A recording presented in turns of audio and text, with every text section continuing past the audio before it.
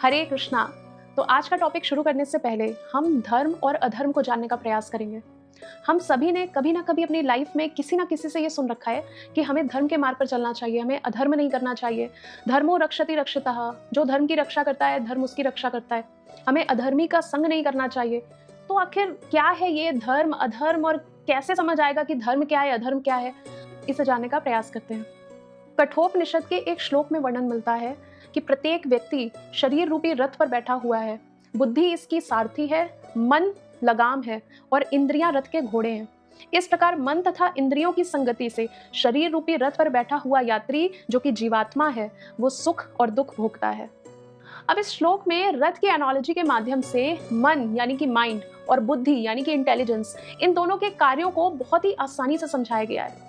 इसमें बुद्धि को शरीर रूपी रथ का सारथी बताया गया है और मन को लगाम, यानी कि बुद्धि हमेशा मन को कंट्रोल करे, जैसे सारथी लगाम खींचता है तभी रथ की डायरेक्शन सही होगी और इसमें बैठी हुई जीवात्मा बिना किसी कष्ट के अपने डेस्टिनेशन तक पहुंच पाएगी। ये हो गई धर्म की स्थिति, जब बुद्धि अपना कार्य सही से कर रही है, मन की लगाम को खींचकर जीवन को सही दिशा में ले जा रही है।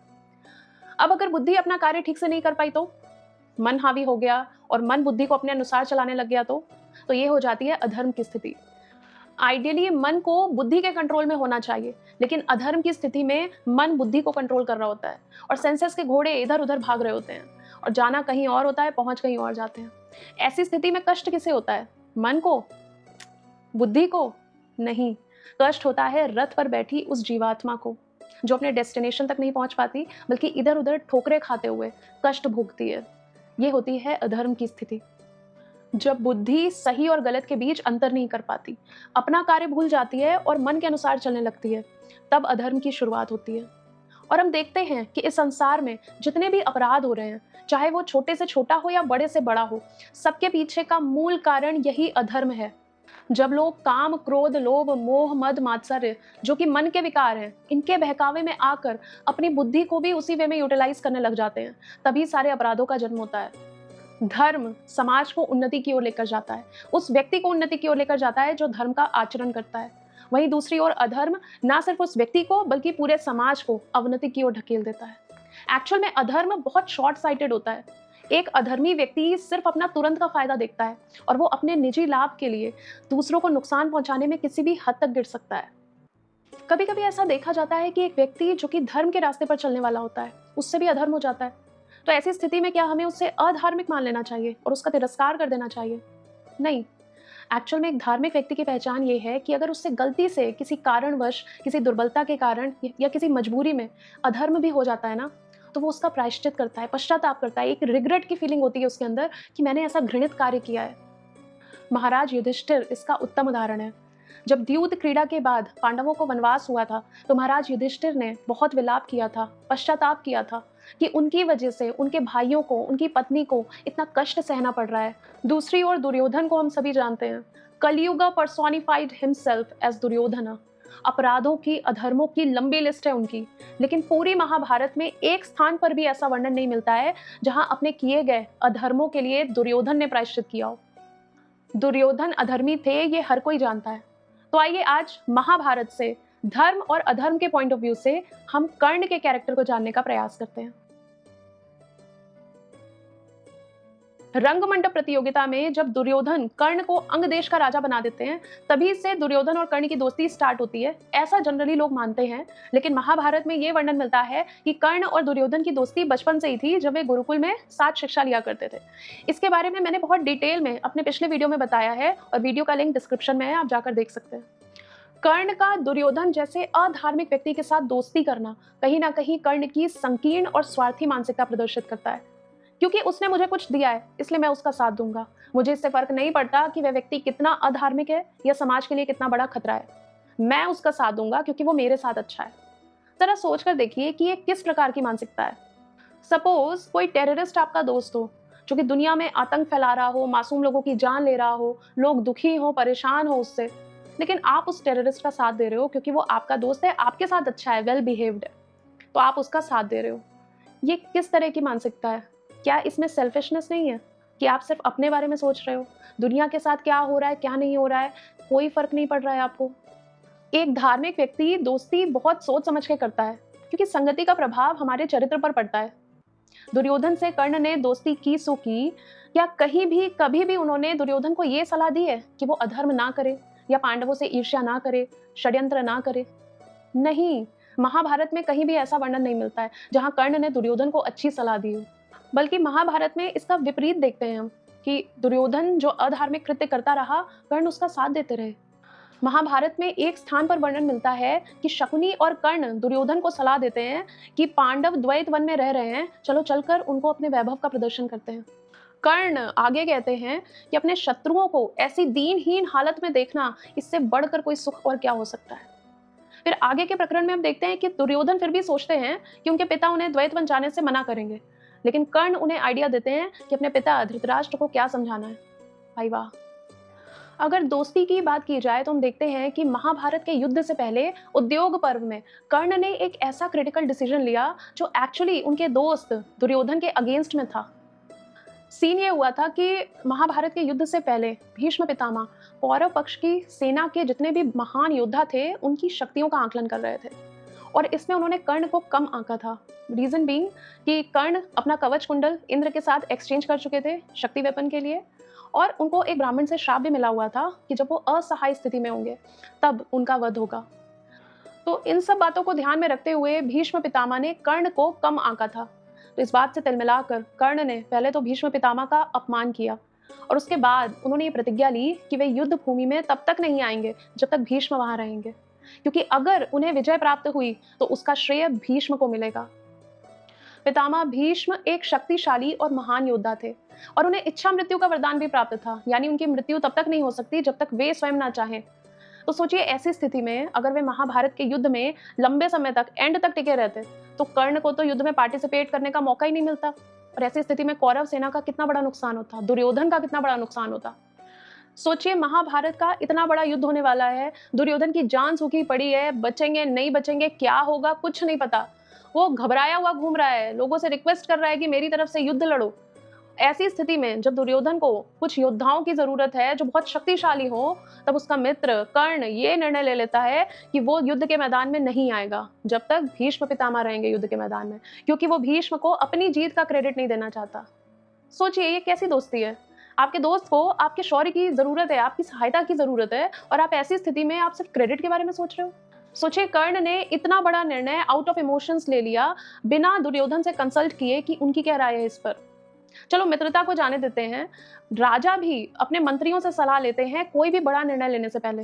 तो क्या एक बार कर्ण को दुर्योधन से सलाह नहीं लेनी चाहिए थी, यदि वो उनके प्रति वफादार थे और उनकी मित्रता बहुत गहरी थी? दुर्योधन से दोस्ती रखना अगर कर्ण की मजबूरी होती तो वो कभी भी इतना बड़ा निर्णय खुद से नहीं लेते।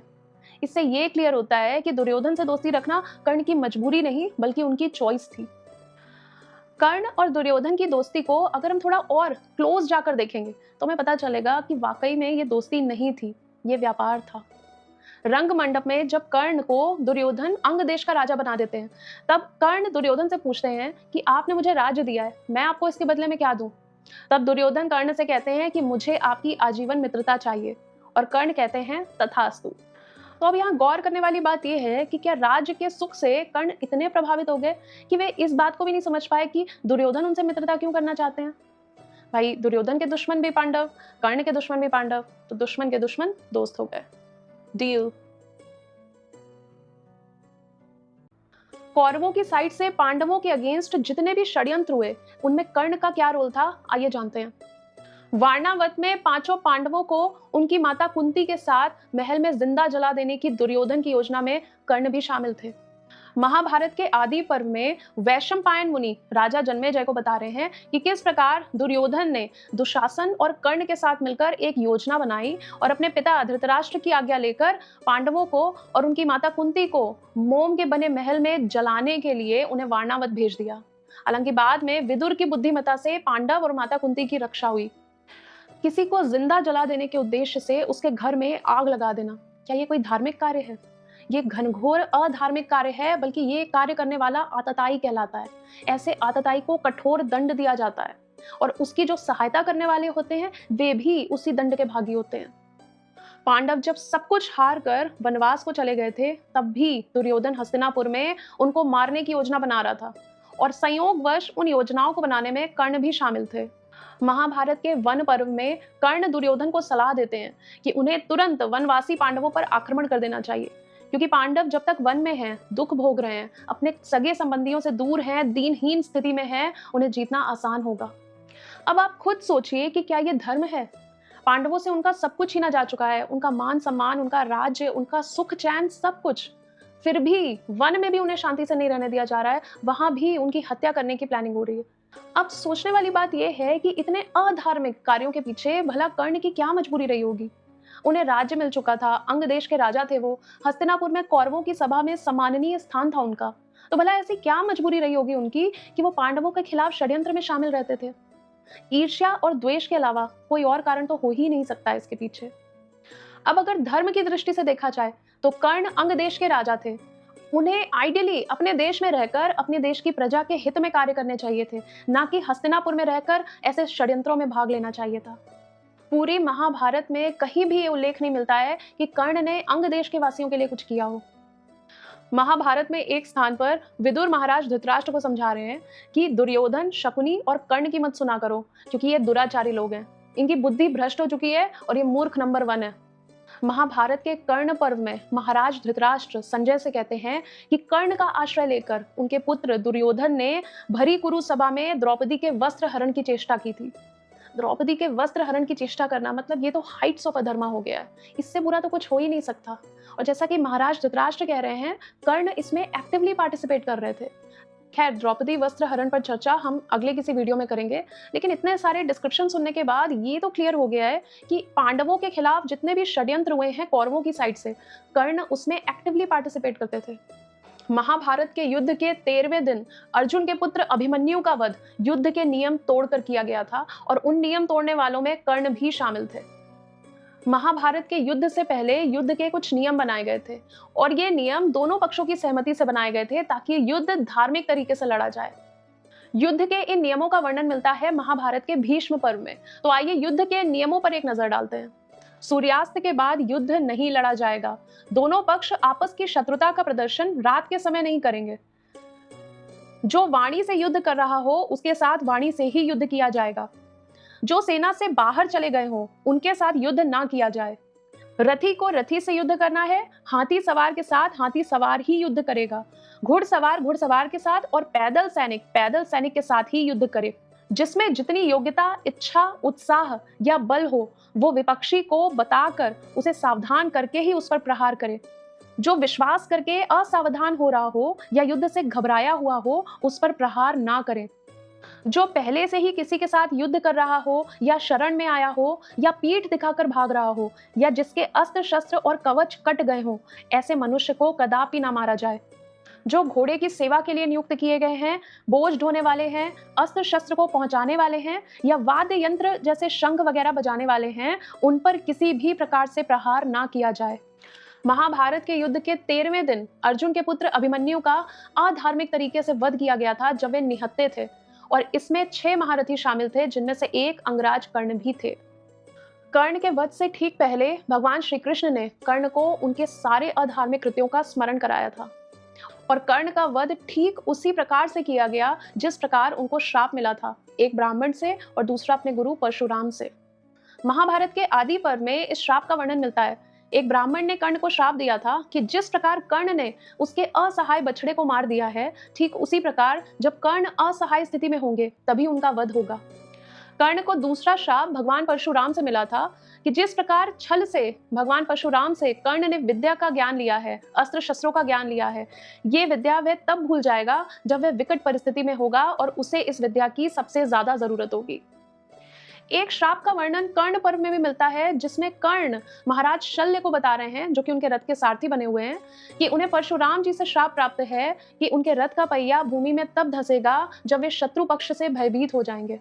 तो कर्ण के वध की योजना ठीक वैसे ही बनाई गई थी जैसे उनको श्राप मिले हुए थे ब्राह्मण से, गुरुजनों से, वैष्णवों से। उन श्राप के कारण भगवान ने वैसे अरेंजमेंट किए कि उनका वध ठीक उसी प्रकार से हो, ताकि ब्राह्मण की, वैष्णव की और एक भक्त की वाणी गलत ना साबित हो, मिथ्या ना साबित हो।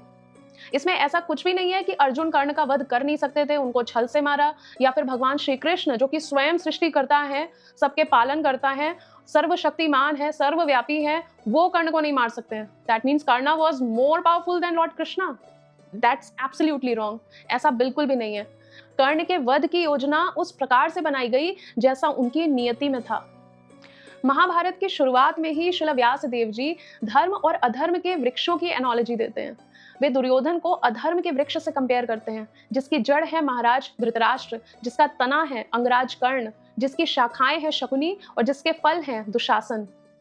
इसी प्रकार श्रील व्यास देव महाराज युधिष्ठिर की तुलना धर्म के वृक्ष से करते हैं और कहते हैं कि इस वृक्ष का मूल यानी कि जड़ है भगवान श्री कृष्ण, इसका तना है अर्जुन, इसकी शाखाएं हैं भीम और इसके फल और फूल हैं नकुल और सहदेव। महाभारत हमें धर्म और अधर्म के बीच अंतर करना सिखाती है, अपने कैरेक्टर्स के थ्रू सिखाती है कि क्या करना चाहिए और क्या नहीं। धर्म का साथ देने वाले, धर्म के अनुसार चलने वालों के जीवन में भले ही कितने कष्ट क्यों ना हो, श्री कृष्ण सदैव उनकी रक्षा करते हैं। वहीं दूसरी ओर अधार्मिक लोग भले ही कितने संपन्न क्यों ना हो, शक्तिशाली क्यों ना हो, उनका पतन निश्चित है। हमें पांडवों जैसे धर्मपरायण लोगों को अपने जीवन का रोल मॉडल बनाना चाहिए, शकुनी, दुर्योधन, कर्ण जैसे अधार्मिक लोगों को नहीं। इससे हमें कुछ भी प्राप्त नहीं होगा। ऐसे ही कुछ इंटरेस्टिंग फैक्ट्स मैं आपके लिए लेकर आऊंगी only on the channel Krishna conscious vibes. तो चैनल को सब्सक्राइब करना ना भूलें। अगर आपकी पसंद का कोई टॉपिक हो तो कमेंट सेक्शन में हमें लिखकर बताएं। Thanks for watching. Hare Krishna.